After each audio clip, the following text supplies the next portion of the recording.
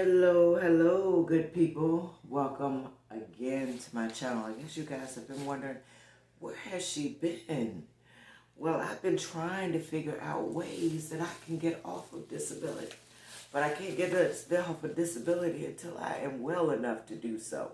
So my journey has been on my health, focusing on my health.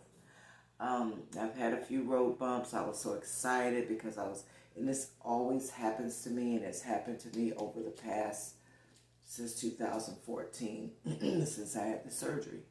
I'm thinking that I'm going to get close to an answer, and then it blows up in my face. Either the physician drops the ball, or and sends me to another specialist, and that specialist drops the ball, and nobody has yet to give me a solid diagnosis or a solid treatment plan yet. So I still have pressure in my brain. I've had several diagnoses as far as idiopathic intracranial hypertension, but then the optoneurologist says that's not it. But I go back to the neurologist and they re-diagnose me with idiopathic intracranial hypertension. My PCP and I had a discussion, and I have classic symptoms of jugular vein compression. It's possibly from the implant that's misplaced in my neck. And it causes pressure when I put any type of pressure on my face. I can feel pressure in my brain. I mean, if I lay on my face, it's just pressure. It's a lot. I have a hard time breathing. I'm now on an inhaler. It has nothing to do with my lungs, but everything to do with the muscles that's in my esophagus. They feel like, I guess they tighten up, or I just feel like my throat collapses when I lay down, and I have a hard time breathing. Yes, I have had a sleep study. However, sleep study tests do not diagnose jugular vein compression or idiopathic intracranial hypertension.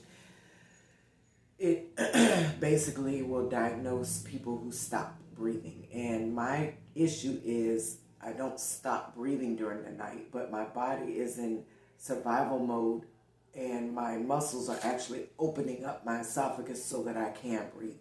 So when I wake up in the morning, my muscles here are very sore. My PCP gave me an inhaler to help me breathe better at night, and it does work a little bit, not a whole lot, but I can tell a difference. So anyway, let's get to the order of business. I'm trying to find something that's less stress, something that I can do on my own time. Oh, you guys see the dryer behind me? I'm a retired stylist, and that's always going to be in me, but I'm also on a limited income.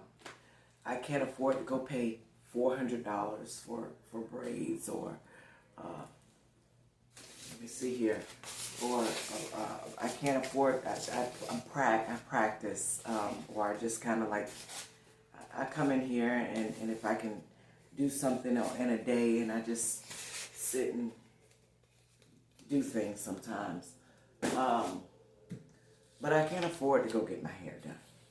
So this is a wig. So when I take my braids out, I can put my wig on, okay, my little wig. Doesn't take much. These braids took about 2 weeks for me to do, honestly, where it would have taken me about a day or two, because I have a hard time reaching on top of my head. I have to bend down. For those who are disabled and don't know, you just bend down and braid. That way you're not lifting above your head. Your head is laying down, and you can kind of braid down, and that's basically how I had to braid my hair. Try to do your own hair. That's what you got to do if you're on a limited income. But this is really what I am trying to get out. I have brain fog. I had to explain this and explain that before I can get to the real nitty gritty. I have found something that that's another thing with the brain, with hypertension in your brain. You have a hard time Regulating temperature. Couldn't think of that. Regulating your body temperature is very hard. And it's not because I have my little snowsuit on. It's 69 degrees in my house. And that's why I keep my little jumper on. Because I get really cold and I get really hot. And I get really cold and I get really hot. I just can't regulate it.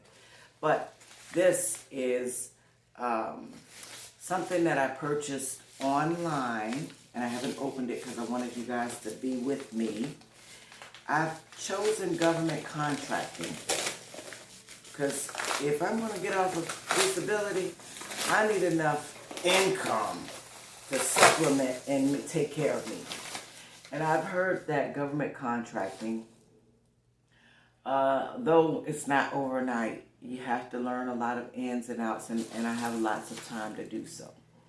So I am going to be self-taught. I watch a lot of videos. If you guys get a chance, go on over to Kizzy Park's channel. She is a mentor of mine. She didn't even know it, but she's a mentor of mine. I've been looking into this for about a year, but because of my health issues and other things that have arose in my life, I really haven't been able to focus, and I'm going to try to focus now.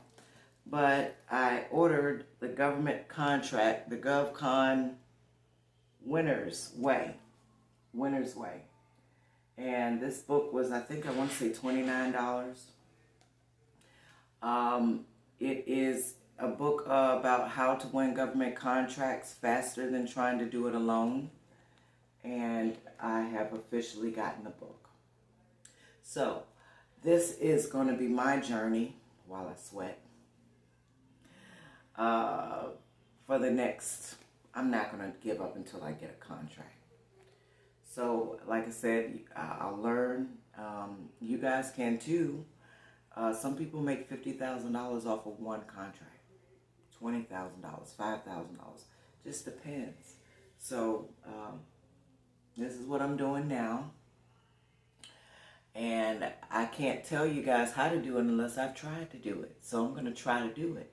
And if I get a $50,000 contract, I'm getting off of disability. Because this is something that I wouldn't have I won't have to get up and physically do anything every single day. For 8 hours a day, I can just kind of work 3 or 4 hours a day. Not even that long. 3 or 4 hours for 3 days, of maybe 2 or 3 days out of the week. Maybe 4, I'm not sure how much time. But I'm working at my own pace. So you guys stay tuned. The book is called Winner's Way, gov.com.